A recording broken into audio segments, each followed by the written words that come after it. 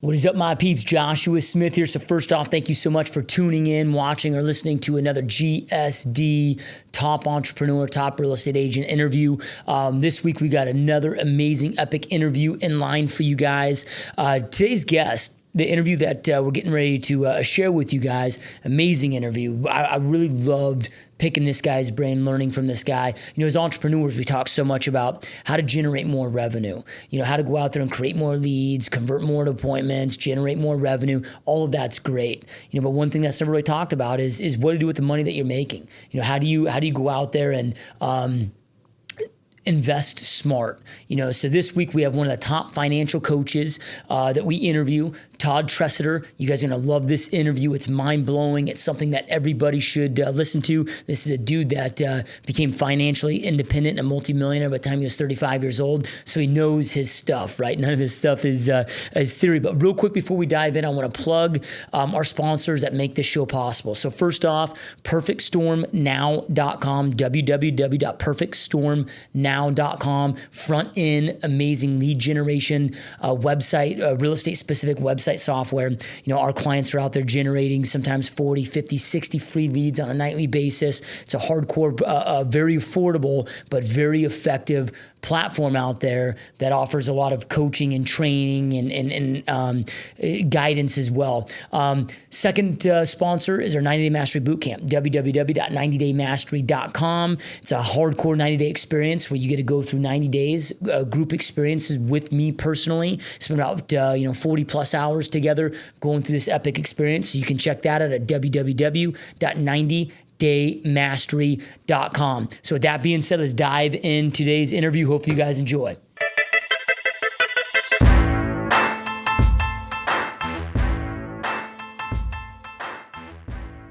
What is up, my friends? Joshua Smith here with another GSD interview, where we interview every single week top entrepreneurs and just straight up top people that are out there doing big things, dominating their space, and choosing to create epic lives. So today, you guys, really excited to have our guest on the show today. You know, it's something that I'm always talking to you guys about, of controlling your finances, planning correctly for the future. So we've got an amazing financial coach, consultant, mentor on the call today. So on the call today, we've got Todd Tresidder. Welcome to the show, my friend. Hey, Joshua, thanks for having me. Yeah, no, this is an honor, man. Really excited about this. So, before we get into everything that you're doing today, let's kind of rewind the clocks. Whether it's high school, college, where did your entrepreneur journey kind of start for you personally, and what led you to the path that you're on? Oh, we got to take the clock way back for that. I go back to paper route as a kid. I had a sailboat refinishing business. I was an avid sailor, fleet champion in both Sunfish and El Toros. I used to race boats on the San Francisco Bay. So I took up a sailboat refinishing business and quickly learned how the service business can be a rough one. I've had businesses my whole life. When in college, I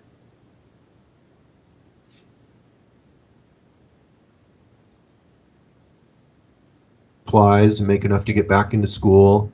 So, I've been at this my whole life. That's just who I am. I'm an entrepreneur. I see opportunity, I solve problems, and I figure out how to make a profit from it. Yep, I love it, man. So did you have any period of your life where you tried to get into the corporate game and kind of play that, go that path? Because it just seems like so much of us, that's how we're kind of domesticated and conditioned. You go to college and you go get that secure job. Did you kind of have a spout where you did that in your life? Oh, yeah. I'm like everybody else. I followed the conditioning, right? So I came out of college. I had a really good pedigree coming out of college. I had, I went to UC Davis. Is where my degree's from, University of California, Davis. And so I was the UCD business manager. So I managed all the student-run businesses on campus. I had a pretty good profile coming out. And I don't know if this dates me, right? But back then the big book was In Search of Excellence. And it talked about how, the best companies to work for, and one of them was Hewlett Packard. Well, I was hired by Hewlett Packard corporate straight out of college, which was unheard of. So again, I had a decent resume, and I lasted all of 6 months before I got fired. And the thing was, I'm unemployable. It's just who I am. I'm an entrepreneur. I went in there, they had a whole problem to solve, and so I solved it, but I had the political savvy of an infant, And so I upset all the political structure within the corporate structure, got a lot of people pissed off. They had a dual management structure, which was really interesting, where I had one manager who I reported to that got the financial results based on the stuff I was producing, and he thought I was the best thing to walk through the door. And then you had the admin person who actually determined my future, and she was, all into the protocol of everything, and I was violating every rule in the book to get the results. And she thought I was the worst thing to ever walk through the door. I mean, it was just this massive dichotomy, and they really tried to keep me because it wasn't like they wanted to fire me. Because I made them a couple $1,000,000 in like 6 months, and I solved problems that had persisted in that office for years. And I solved them in 6 months. I streamlined all the processes for that particular position.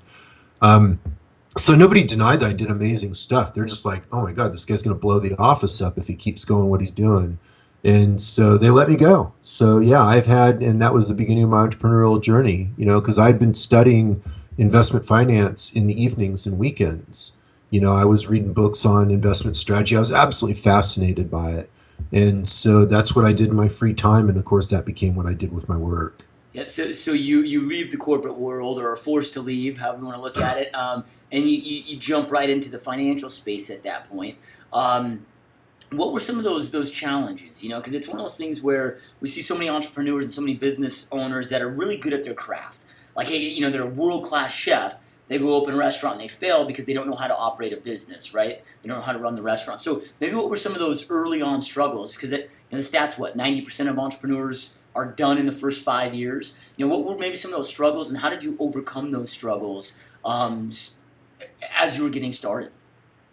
It's funny because I can't really log it in as struggles like that. I guess if the lack of political savvy was one. I've always been kind of I'm very results oriented. That's why I produce amazing results. And so, personalities typically bias themselves towards one or the other. They're either people oriented or they're results oriented, a relationship versus results.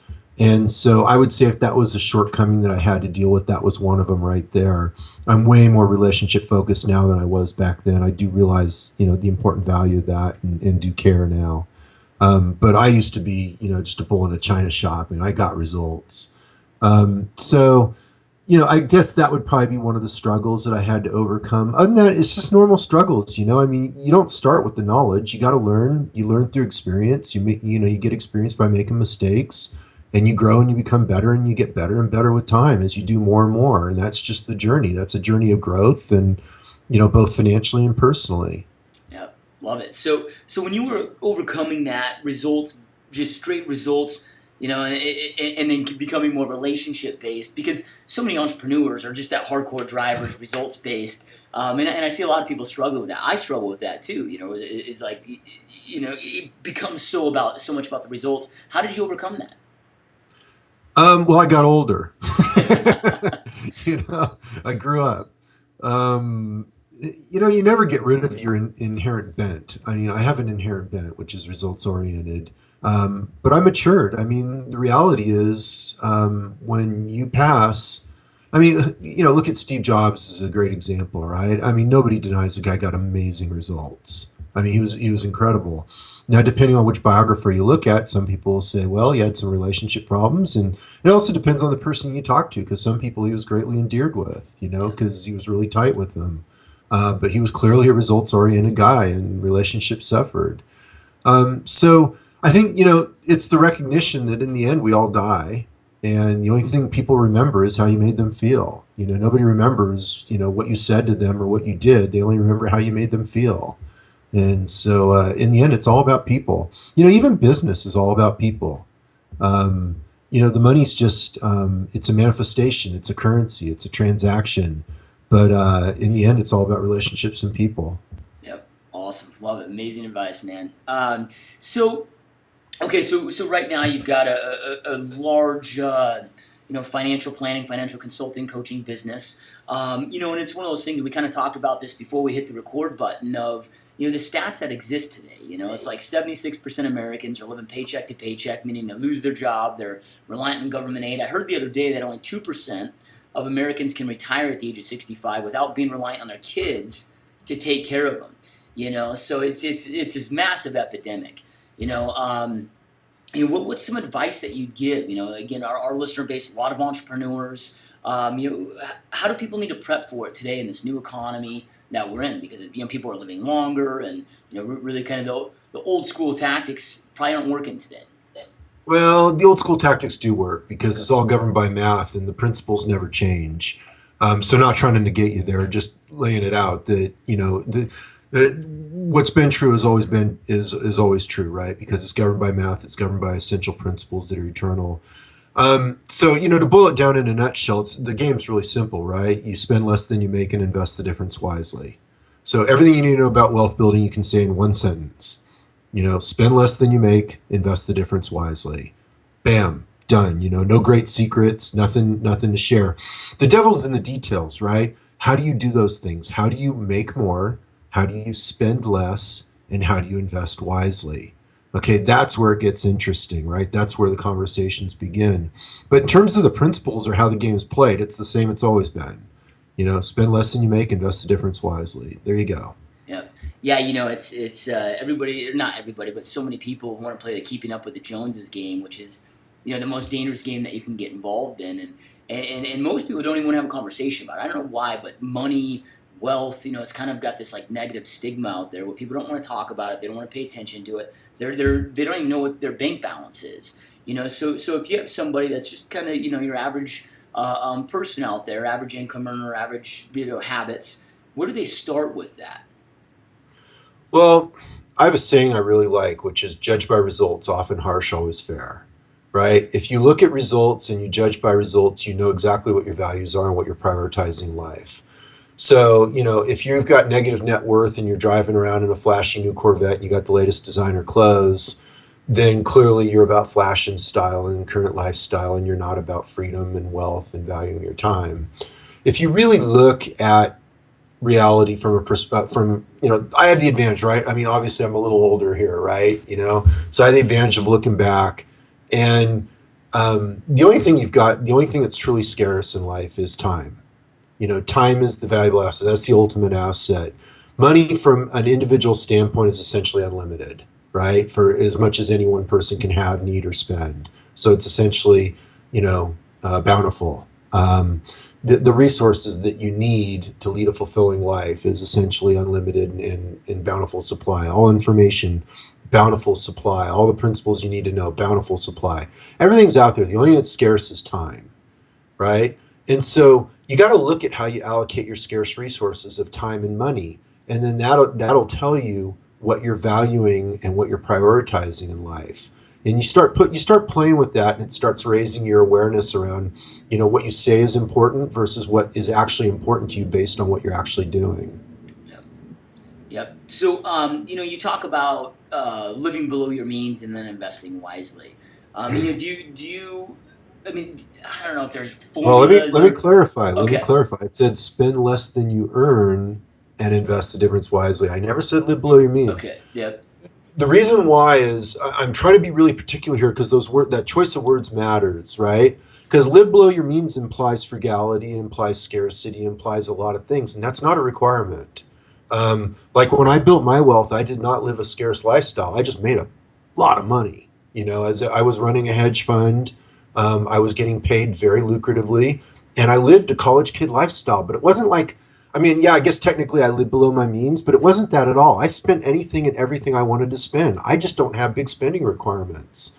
The things I love to do, I love to read books. I love to ride mountain bikes. I love to play beach volleyball. I love to go water skiing with my buddies. I love to do all this stuff, and it doesn't cost that much money, right? So I had a condo down near the water on beautiful Lake Tahoe. It was paid for. My truck was paid for. My boat was paid for. And I just lived the life I wanted to live, and I didn't spend squat. I can still remember I made middle six-figure income, and I used to put $3,000 into my bank account, save the rest, and I had money left over every month. Yep. It just wasn't that hard if you're making a lot of money. So again, it's about spend less than you earn and invest the difference wisely. It doesn't require frugality, although that can be the path.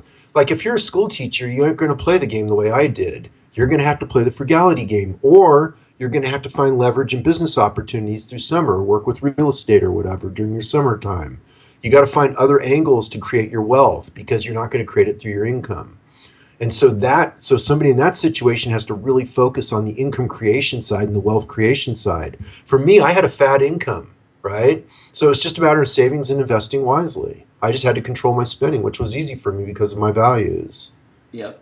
Love it. So do you have any kind of like formulas or percentages that you advise on if somebody's just maybe starting to invest and just starting paying attention to this, where it's like, okay, hey, make sure that you're investing this percentage of your income, saving this percentage. Do you have any percentages or any kind of rules you follow there? Well, I know it creates great media to say, yeah, do this X percent, right? And give them a soundbite answer. But the reality is it depends on the individual and your life situation, right? So I have a post on my site, how anyone can retire in 10 years or less. And what it does is it goes through the exact percentages you have to save to retire within a given time frame for a given spending level, right? And so it's just a straight up math equation. It depends on what you want, right? Because you're going to pay a price. Here's the rub. You're going to pay a price no matter which path you take, right? Like a lot of people hold out and they'll say, man, I want to be retired in 5 years, right? Well, you're going to pay a price to pull that off in 5 years. And really what they're saying, they don't want to be retired. They want to be financially independent in 5 years so they can tell the man what to do with it, right? Yeah. Right. So it's not, they don't want retirement. Nobody really wants retirement in the sense of, the pro leisure circuit and sitting in a hammock and drinking Mai Tais. What people really want is the freedom to live their life the way they choose to live it, and so it depends on the spending level. It depends on your income level. It depends on the price you're willing to pay. There's a lot of there's a lot of ways to get there. There isn't a single cookie cutter answer.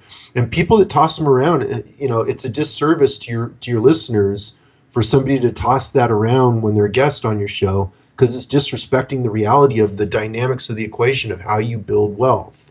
There's 3 asset classes. There's real estate, there's business entrepreneurship, and there's paper assets. Each one has different return and risk characteristics. You bring that each one has a proper place in your wealth plan. In addition, you've got spending versus income growth. You've got these variables you can play with and fiddle with to make it work for your life situation and what you want. Yep, love it. So, when you're in just going on those 3 things that you talked about, when you're working with a client, is it really based on what their wants and needs are, whether they're gonna go more heavily in real estate investments compared to paper assets or creating businesses? How do you advise on that? Yeah, everything you're saying is true and more. So it's wants and needs, and it's also skills and resources, right? So the resources they bring to the equation, the skills they bring to the equation, the earning capacity they have right now. So I'll give you some examples, right? Like I've got an anesthesiologist client who makes $500,000 a year. And so his equation is pretty simple. It's not about the income producing capacity, kind of like mine. It wasn't about income. It's about managing the income you get and investing it wisely, right? And then I'll have clients who come in and they've got I think of another client, she has a consulting business, right? And so she's limited because she's trading time for money, even at a very high hourly rate. And so it's very hard for her to attain her wealth goals by trading time for money, even at a high hourly rate. And so her strategy is she's leveraging up through employees and building her own, I guess you could say, kind of consultancy company with employees underneath her of very specialized skills, and then marketing that company as opposed to marketing her services. Like in the past, it used to be her was the company. Classic E-Myth issues, right? Yeah. I'm sure you're familiar with E-Myth by Michael Gerber. And so it was classic E-Myth issues. She's leveraging through other employees' time, and she's multiplying her income now. And so her wealth goals are well within reach. And then other people, it's been about lowering their spending. I've had an entrepreneurial client. No, I'll give you another one. I had a lawyer client, and he had a really successful firm with a lot of employees. And he was paying a lot of rent for his office space. And we figured out how he bought an office condo complex. It was 4 large units, and he basically guaranteed the rent with his legal firm. And so he personally owned the asset through an entity. The firm guaranteed it, so the income of the business made sure that he was always positive cash flow on the investment, and that property alone will provide his retirement within 15 years. Wow. Yeah. So it depends on who the person is, what they're bringing, what their situation is, where the wastes are. Like this law firm I'm telling you about, he had a massive waste going on in the real estate side. And it was very simple to solve, right? And so other clients have different situations. So you got to look at the situation and figure out how to match the various strategies you can pick and choose from to your life situation to come up with a really smart plan.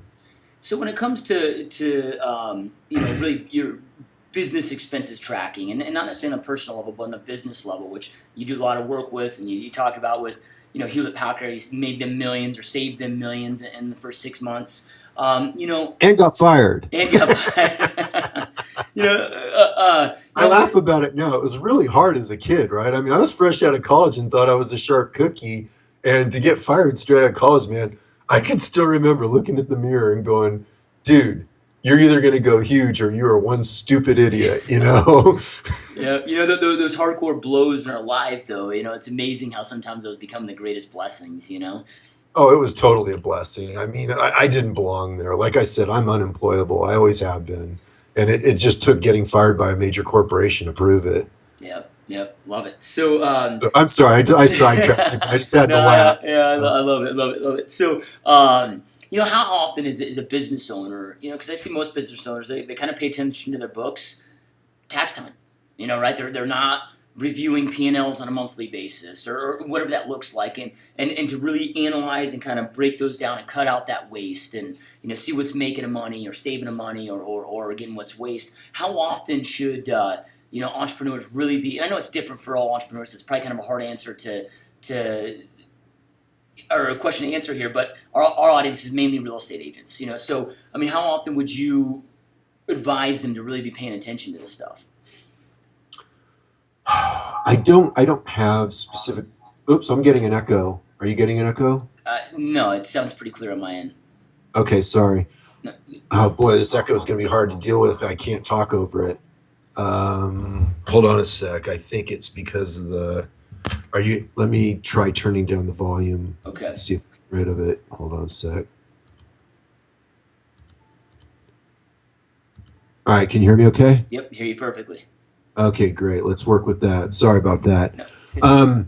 So I don't have specific advice on that specific question. I think it depends. If you've generally got a decent amount of waste going out there, then you have to look at it more often, right? If you don't have a lot of waste going out there, then don't worry about it. In the end, business is about producing income, right? You've got to focus on the income production side, particularly as an entrepreneur.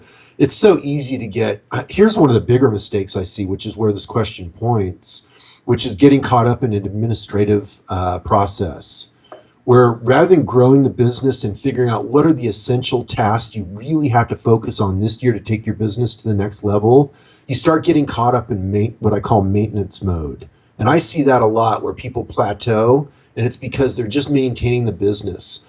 And the reason it's really easy to get sucked into that pattern is because it's easy, right? Growing the business and always figuring out that next step, the next challenging thing to do, the obvious next step that's going to take your business to the next level, it's always hard because it's unknown to you. That's why it's the next step. You're not familiar with it. It requires growth. It requires learning, and there's risk involved, right? But that's what makes it the next step, and that's where the huge growth and the huge leap forward goes. That's what you want to identify. And so to get caught up in what I call maintenance mode, man, that's just the bigger danger. Yep. Keeping focused on those money-making activities. Absolutely. But actually the essential ones, there's a great book for your listeners. I don't know if you've been turned on to it. It's Essentialism by, I can never pronounce the guy's name, McKeown or McKeown. Okay. It's Mckeown.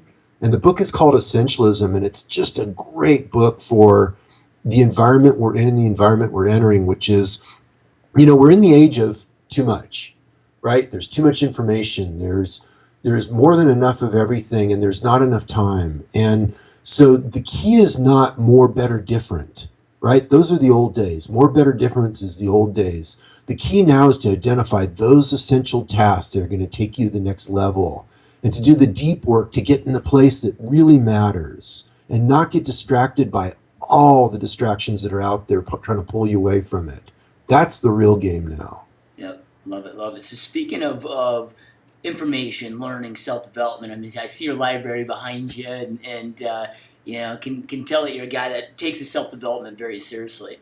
Yeah. What does your personal self-development look like? And then how do you, because it is one of those things where we need to be on this information diet. There's so many books and so much information. And, I mean, what does your self-development look like? And then how do you choose what book you're going to read? Because if you're going to invest X amount of hours or a week of your life into this book, that's a lot of investment. So how do you make sure that you're on the right path with your self-development? That's a great question. Just in time. Just in time. Like whatever I'm facing now is what I read and what I focus on to take myself to the next step. And sometimes there's a few sources I'll use for general, what I'll call infrastructure understanding. So for example, my business now would be deemed internet marketing, content marketing, right? For my site, which we haven't talked about yet, but I'm sure we'll get to. And so you would have to characterize me as internet marketing or content marketing. And so I follow a couple people, Pat Flynn, Smart Passive Income, or Copy Blogger Media, of which then there's, the Unemployable podcast. There's some different sources. I'll follow those as a general overview to keep me in touch with what's going on and general strategy. But in terms of what I'll actually spend my time, that's not reading, that's just general stuff because I already know it pretty well. And so I'm just constantly keeping fresh in the background, like while I'm doing dishes, I'll listen to a podcast or whatever. But then in terms of what I'm reading, when I go deep on whatever subject I'm facing. So like right now I'm building my online courses. And so I'm deep into online course information and education. So like the latest book I'm reading right now is Save the Cat, which is a ridiculous title, but it's relevant for storytelling and scripting of videos and things like that. And I've got some other stuff similarly on scripts and things like that. So that's what I work on right now, but if you looked at it, you go, well, why is the guy reading that? I thought he was a financial expert, because I'm working on courses right now. I'm developing courses. So everything's just in time, because everything moves so fast that if you sit here and try to learn everything about everything, it's just, it goes away from you faster than you can gather it. Yep. Love it. So, okay, so now you're developing online products and, it's one of those things that it seems like in today's economy, the most successful are the ones that can adapt and shift and change with the times at the quickest rate, right? So, what do you do to adapt with the times? Darwin prevails, huh? So you're adapting with the times, and if you probably rewind the clocks 15 years ago, you probably wouldn't have thought, hey, I'd be doing digital products. At that time, you're probably one-on-one with your clients, and how do you adapt with those times? And then let's get into what your digital products are and what that looks like today, and what you're doing with that. Well, again, the principles are timeless. It's the adaptations that change, the specific adaptations that change. So like if you look, the internet is just a direct response marketing medium, and direct response marketing has been around forever. If you look at the greatest internet marketers, they all refer to the direct response copywriters from, 1920s and stuff, back when the cost of postage and printing was a huge big deal and every piece you mailed had to count. You didn't have almost zero cost of emailing like you do today. And so, but the principles of, traffic times conversion equals profit, which is the formula that rules the roost for this medium, has always been there. It's always been traffic times conversion equals profit. It's just the specific application of direct mail is different from direct email, right? So it's like I was saying earlier on investing or wealth building or anything. The principles are timeless, and that's a great method for knowing if you got the principles right. If you don't have principles that are timeless, that have been around way longer than you have, and you don't have it boiled down to just the simplest, most obvious concepts, then you don't have it right, right? And then from there, then you adapt based on changing mediums. So let's use social media as an example, right? At one point, it was MySpace. Then it's Facebook and YouTube, right? And those come out and those blow out. And then you've got, just recently, you got Pinterest showing up and really taking over, right? And now all of a sudden, here's Periscope. So let's bring it up to real time as we do this interview. And Periscope's the latest, coolest, newest thing. I'm not there, right? And part of that is knowing my target market, right? My target market's older. They aren't really hanging out on Twitter that much, and they're not really into periscoping and sitting around watching me on video while they're off running around. Your target market's younger. It might be a very effective tool for you. And so it's understanding, where's your market hanging out? What's the best way to communicate and reach them? How can you best serve them? Those principles are timeless, and it's just the tools are changing. Yep, love it. Was that a helpful answer? Did I stay on track there? No, that was perfect. Yeah, I like it. So, Okay. so you've got your digital products that you're doing now. Tell us about those, and where can our audience? I don't know if they're done yet, or where can we go learn more about them, and what does it entail? Yeah, so originally I started, the site is financialmentor.com. Okay, so that's my site, financialmentor.com, just as it sounds. And originally it began as a boutique coaching business, right? I mean, I was financially independent at age 35, and everybody's asking me questions, how do you do it? It was kind of unusual, particularly back then. People wanted hot stock tips, and that was just not even relevant. You got to get down to the fundamentals. And so I started the site to try to serve people, and I always gave myself permission to turn it off someday, And here I am, 18 years later, 17 years later, and I'm still doing it. So I kind of got addicted to it. And so it's been through several genesis. Originally, it was just a service business, just a little boutique service business, and that long since sold out. If you go on the site, you see I'm not even taking new coaching clients. And then I wrote some books, so those are in Amazon. You'll see those in the sidebar on the site. And each book is based on client needs. There's specific things that I noticed that are not well covered in the market, and they're problems that I kept coaching on over and over again, so I wrote books about them. And so they're just common myths. One of them was, how much money do I need to retire? A subject we talked on earlier. The way it's commonly taught is just total nonsense. It's not the way the math works. And so I taught a different way in the book. Another book was Don't Hire a Financial Coach, kind of a funny book for a coach to write. But the sub-caption is until after you read this book. And it's response to all the New York Times bestsellers out there who suddenly have these back ends called coaching. And what that is, it's a really lucrative high-ticket back end, but it doesn't really serve the client most of the time. And so I address that and how people can detect it and find out, a coach that's going to actually serve them and add more value than he costs.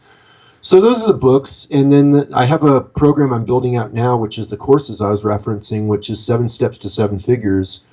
And where that's going is, as I said, my coaching's long since oversold. Demand was great, too great in excess of supply for my time. And so I started trying to go to group coaching model. And what I noticed is that everybody goes through a 7-step process in wealth building. Doesn't matter who you are, you're going to go through the 7-step process. It just depends on where you came to me at, where you are in the process. And so I've mapped it out into a 7-step wealth building process called 7 Steps to 7 Figures. I've got template sales letters up. I'm building them out as we speak. So it's going to be, several years before I get it all built out, because some of the courses are really big. Some of them are fairly short. But basically, I'm putting Todd in a box and making it so I can serve more people at a much lower price point. And again, that's just, being an entrepreneur and trying to serve people. Yeah, that's what I love about the digital space, because you can offer it at a more affordable price point, because it's not really consuming any of your time. The product's already created, can reach more people, and then it's another passive income source for you, essentially, right? I mean, you're able to. Yeah. I call them lifestyle incomes, not passive. Yeah. Right. So to me, passive is mailbox money, right? So like dividend stocks would be passive. So for me, the course is, because I have to serve them, right? I need to be in there for office hours. I need to improve them. I need to, deal with problems, whatever. And so, but I call it lifestyle income in that I can schedule it whenever I want, however I want, so I can build whatever life I want. Love it. So what do you do, because you're a guy that was financially set at 35, so you don't really need to be doing any of this stuff. And I find so many people that it seems like good becomes the worst enemy to greatness. They get comfortable and they just quit striving to go out there and challenge themselves and level up in this life. What do you do personally to make sure that you're not just settling for good enough, and that you keep trying to level up and grow in this world? Yeah, it's a great question. Comfort is overrated. Okay, what a lot of people do is they think it's about comfort, and what I've learned is that you want to develop kind of an antithetical or an animosity, I guess you'd say, towards comfort.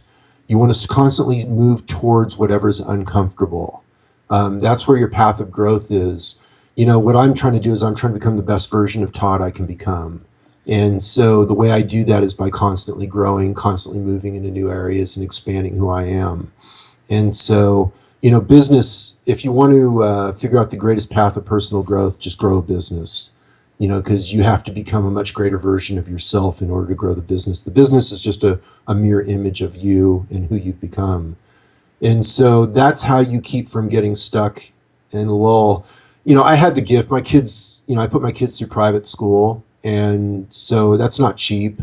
And there's a lot of wealthy parents there. And so I had the gift of hanging out with a lot of wealthy parents. Plus, I have, a fair number of wealthy clients.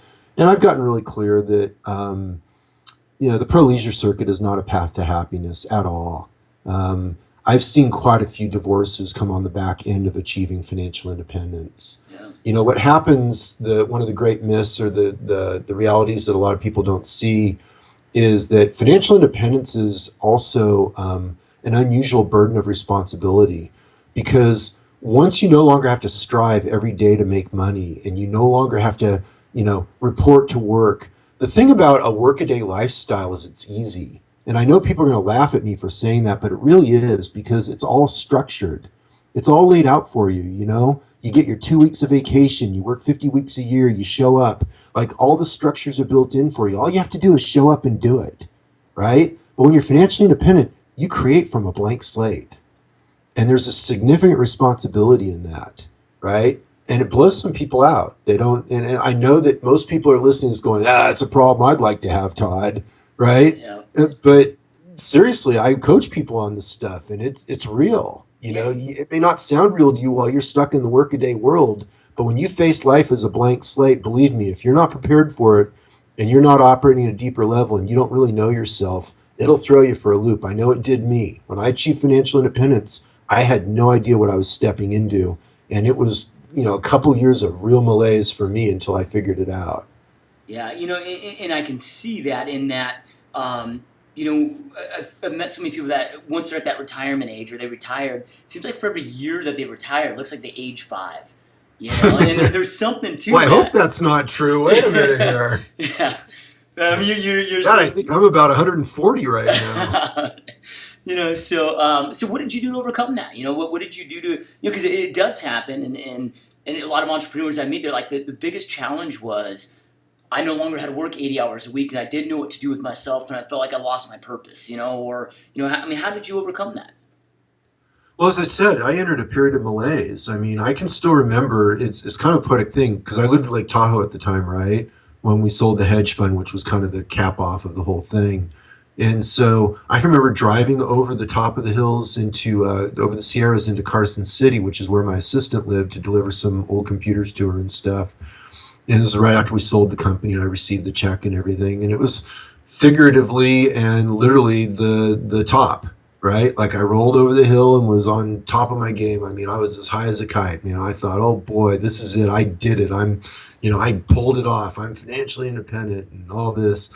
And I married my then girlfriend, and we took a 5.5 month honeymoon. We traveled through, I'd always wanted to go backpacking through Europe and the Middle East, just live out of a backpack. And so we just threw on backpacks for our honeymoon and traveled for 5.5 months through Middle East and Europe. And it was everything I thought it would be for about a month and a half, right? And about a month and a half, the travel was still awesome, but it became the new job. Right? Like, this is before the days of the euro. And so, you go to a new country and you have to change your currency, and then you got to pick your hotel, and then you pick your restaurant, and you figure out what sites you're doing. And then back then we didn't have all the digital readings. So you had to swap out guidebooks. There'd be bookstores in every country, in every major city. And so you take in your English language travel book from the country you just came from, and then you take it to a bookstore and swap it out for the English language travel guide in the country you're in, right? And everybody's doing this, and so everybody's just swapping guides and traveling through the countries and doing this, because you can only carry so many books in your backpack. And like, there's just this ritual, in every town, the highest point is the steeple of the church, and you go climb the church or the highest building, and then every town, the history is warfare, right? Because all the history of the world is built around warfare and religion. And so then you study the history of the area and all that. And it's like, it's this new job, right? And it's cool. And I have no regrets for it. I'm so thankful that I could have that experience and know that reality at a deep level. But you start realizing, well, gosh, that's not really that's not everything life's made to be. How long can you do that? And like I had some friends, I'm an avid snow skier living in the Sierras here, right, at Lake Tahoe.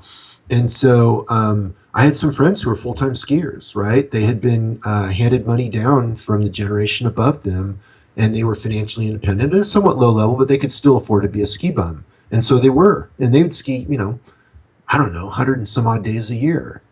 And I didn't know any of them that were truly happy at a deep level. Most of them had alcohol and drug problems.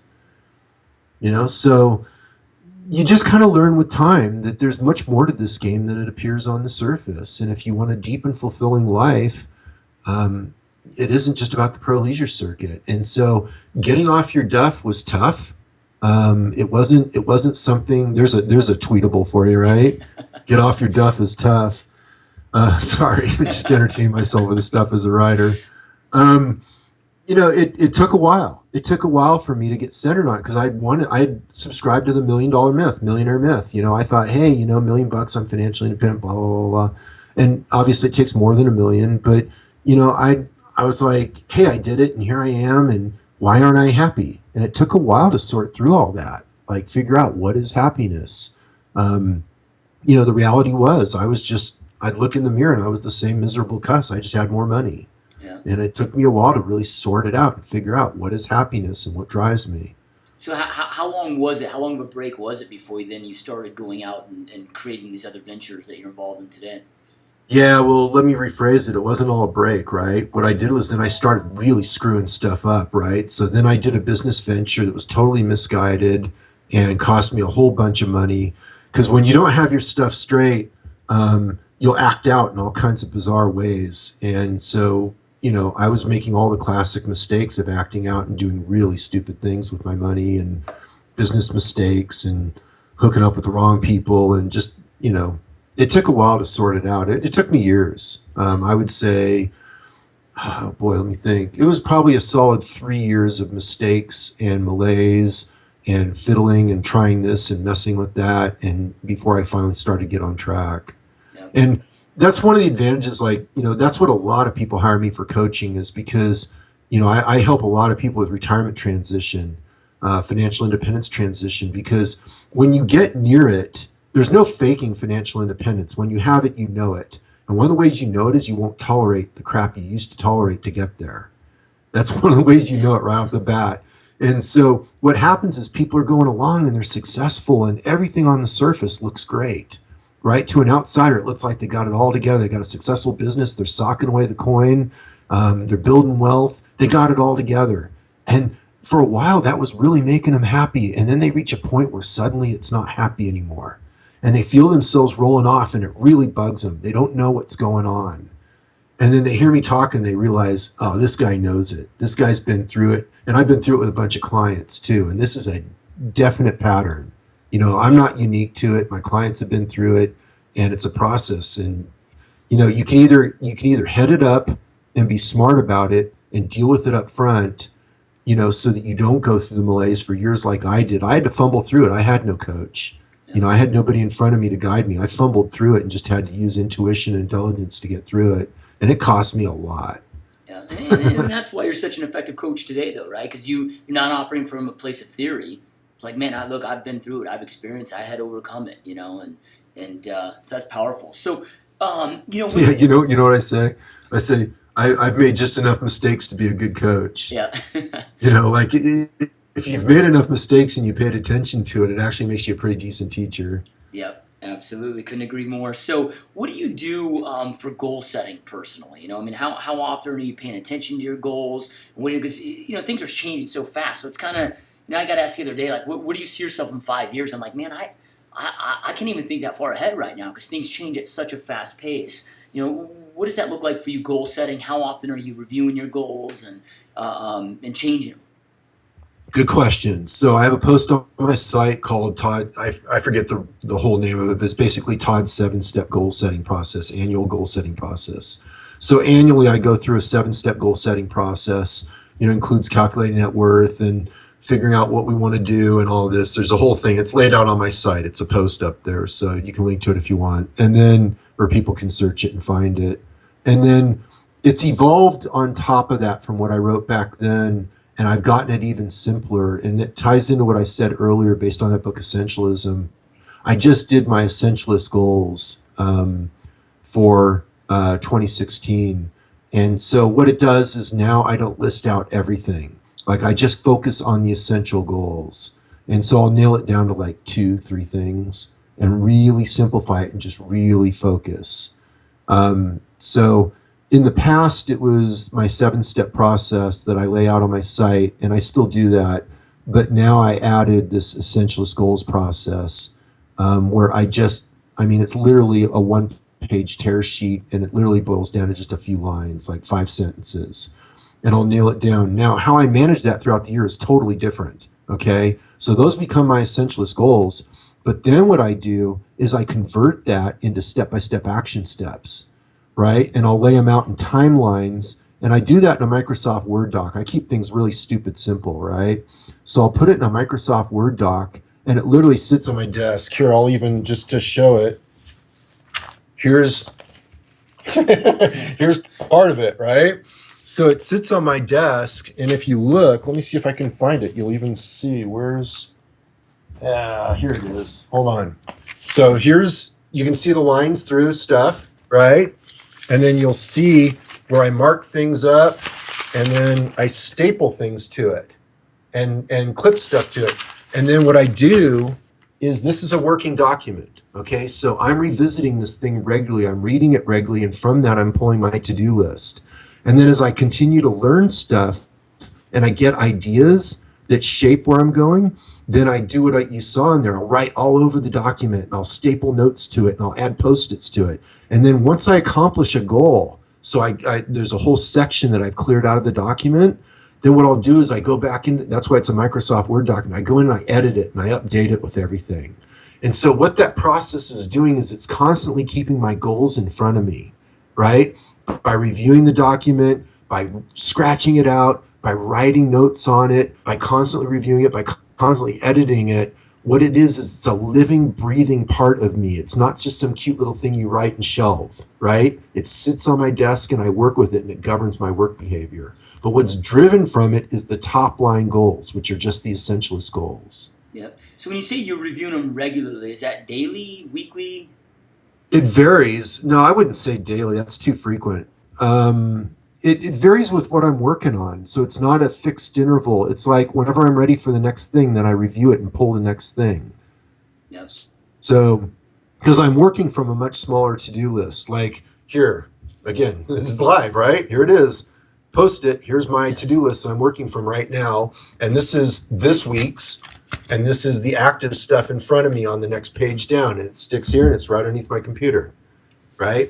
So those are like the active ones I'm actually working on right now. Because see, the thing is, your mind, if you try to keep all that stuff in your mind, you're going to lose it, right? And so what this does, the beauty of the system, is that it keeps stuff it keeps your mind from being cluttered with all the detail of life. All the detail of life goes into the document, so I'm free to act. I'm free to just take action. I don't have to sit here and remember all this stuff. It's in the document.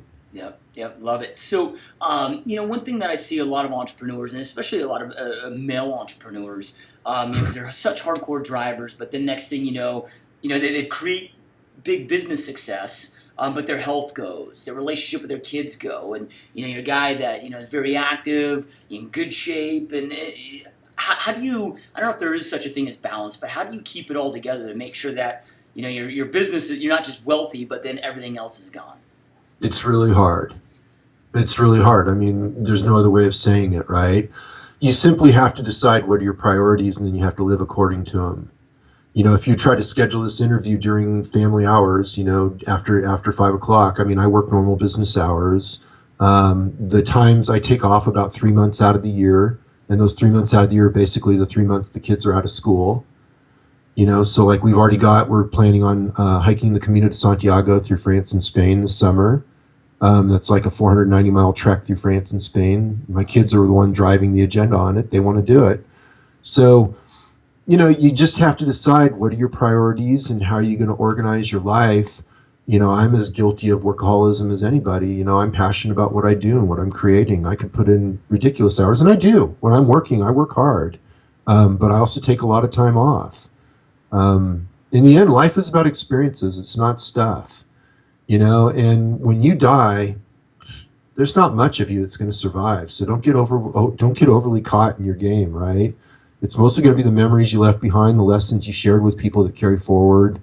You're lucky if your business survives you. So I don't know. It's just getting clear and getting your priorities straight and not allowing things to get overwhelming. Is that a helpful answer? Absolutely. And you're right. It's tough, man. It's just a tough balance, And like you said, there is no such thing as life balance. Pardon the slang, that's bull. Yep. Yeah. And you're right. You never hear anybody on their deathbed saying, "I wish I worked more hours."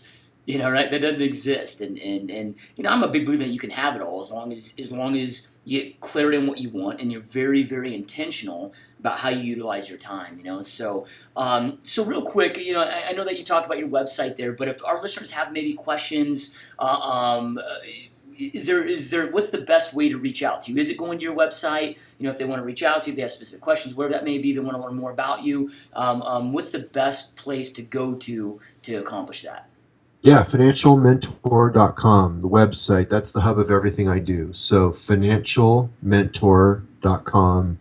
And in there, if people subscribe, that's a great way to get to know my work. I give away a free autoresponder course called 52 Weeks to Financial Freedom. And no, it's not about get rich quick despite the title. What it does is it lays out all the framework that's built into the 7 steps to 7 figures process. It gives it's all actionable stuff, but it's much smaller. It's a smaller version of it, if you will. Tells them the framework they'll go through to build wealth. So cool little educational course. It's free for new subscribers. And then I also give away a free ebook, 18 Essential Lessons of a Self-Made Millionaire. And it just tells some of my life story, but it's all based on principles that I learned along the way. Some of the stuff we shared in here, other stuff we haven't. So if people like the content we talked about here, they'll probably like the book.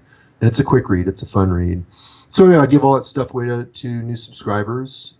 So come on over there and, see the work and hopefully it can add value to your life. Yep, awesome stuff. All right, so let's say something happens and you financially get wiped out, right? Like your health's good, your family's good, all that's good, but financially you get wiped out. You've got little to nothing left, let's say a few $100s left to your name, but you've retained all the knowledge you've learned through all these years of entrepreneurship and everything that you've learned.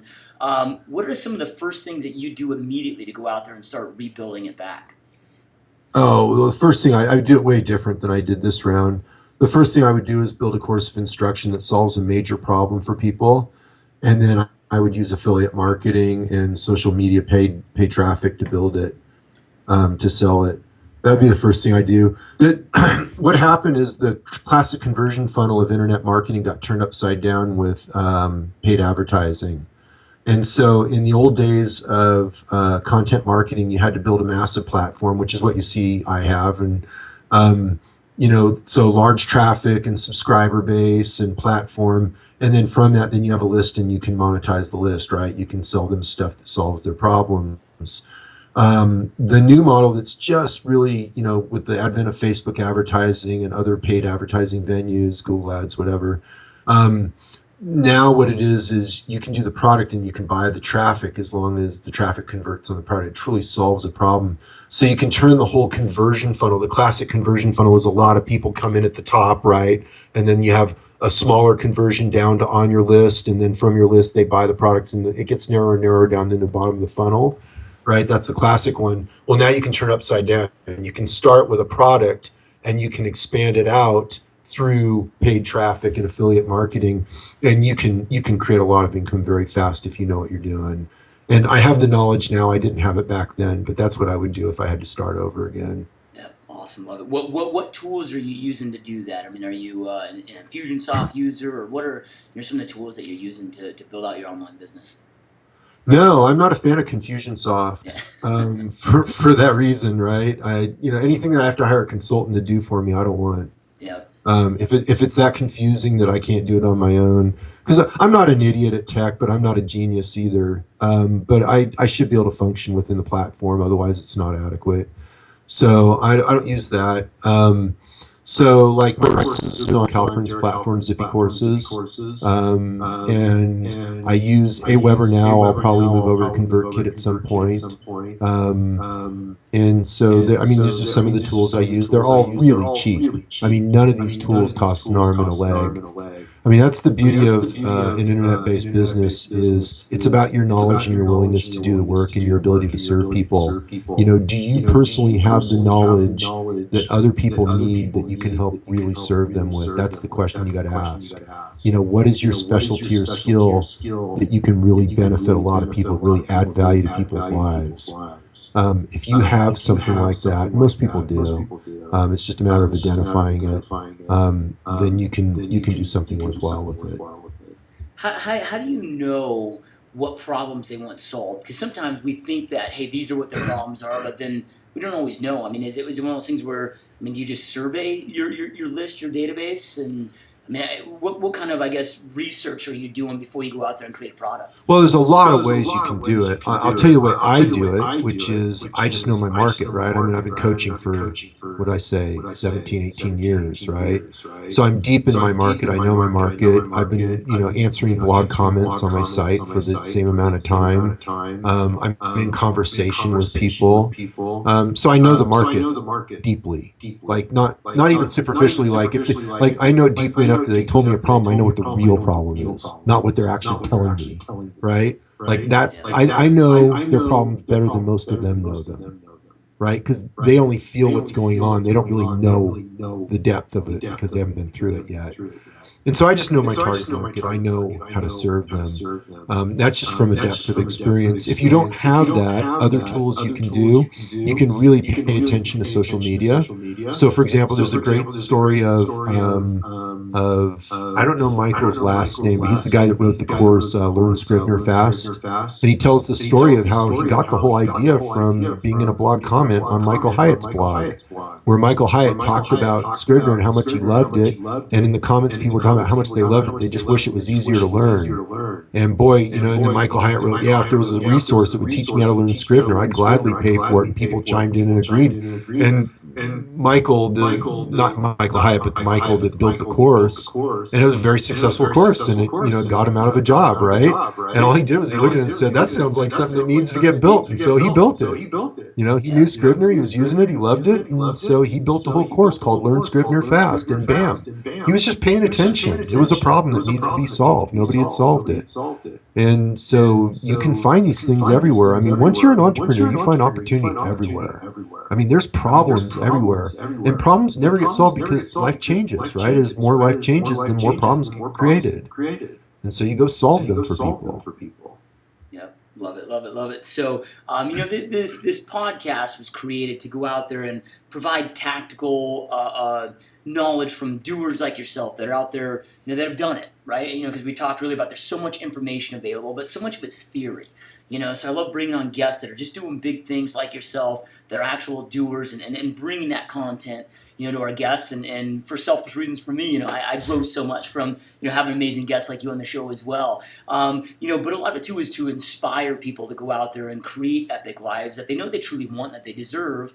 You know, so with that being said, do you have any last words of maybe inspiration that you'd like to leave our listeners with so they can go out there and create an epic life for themselves like you've been able to do? Yeah, embrace it as an adventure. Life's an adventure that needs to be lived. Don't get caught up on comfort, and don't focus necessarily on results. Just step into the adventure and lead an adventurous life. One of the lessons I always loved adventure from an outdoor thing like travel, and you know, I hiked the John Muir Trail a couple of years ago with my buddy, and you know, I've always loved adventure, whether it's adventure travel or whatever. It took me a while to figure out that raising my children's an adventure. Getting married's an adventure. Building this business is an adventure. Getting old is an adventure, right? All these things are adventures. So step into the adventure of life and embrace it. Go live it fully. Take the risk. Just go for it. I mean, you're going to die. You know? And that's not a macabre thing. That's just the way it is. The only difference between you and me is we're on a different schedule. Right? But we're all going to the same place. So go for it, you know, because you're ending up in the same place regardless. So you may as well just go for it and live it, because why not? What else are you going to do with your time? Exactly. Love it. Powerful words. So to our listener base, I know I end every podcast with this, but information without implementation is really just the start to delusion, right? Information is not power. It's That's a taking good line, man. There's a tweetable for you. Yep. So information, taking information, implementing it, taking action on it creates power in your world. So, you guys heard so much amazing information and content from Todd. Make sure they take something that you learned today that he shared with you. Go implement into your business and your life to go out there and create the life that you want. And Todd, it's been a huge honor, man. It's you're a guy that I feel like I could just be picking your brain for hours and hours and hours, but I know you're a busy man. This has been a huge honor having you on. I really appreciate you being here and taking time out of your busy day. Right on. Thanks for having me on the show, Josh. It was great talking with you. Yep, absolutely. All right, you guys, we'll see you next time. Yep. Powerful, man. Love it. So to our listener base, I know I wrap up every podcast with this, but information without implementation is the start of delusion. Information is not power. It's taking that information, implementing it into your life, implementing it in your business, taking massive action on it, like Haas said, that creates power in your world. So, you guys heard from a dude that's done some pretty amazing, gnarly, epic things in his life and continues to. That shared a lot of gold with you guys today. So make sure that you take some of the things that he shared with you, implement in your business. Also, go to his website, take him up on his free offer. Like I said, guys, this isn't me just saying this because he's a guest on the show. I've personally taken his course, Listing Boss, and it's absolutely phenomenal. So I can promise you won't be disappointed. So go there, do that, and Haas, man, I know how busy you are, and I greatly appreciate you taking time out of your day to be here with us, man. It truly means a lot. It's been a huge honor, man. Awesome, Josh. Good work, brother. Keep it up, man. Yeah, you got it, my man. Thanks so much, and listeners, we'll talk to you guys next time.